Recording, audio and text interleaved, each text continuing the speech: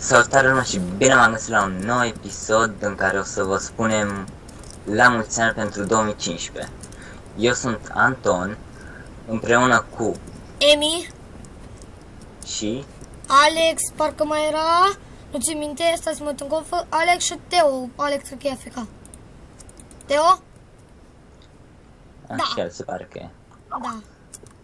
Da, se pare lumea că suntem numai noi. Alexander.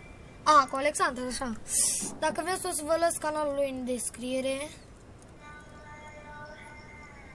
Vă urăm un an nou fericit, plin cu bucurii.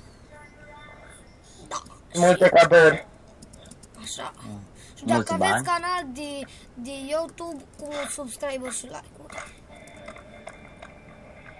Salutare lume! Da. Noi vă salutăm. Pa!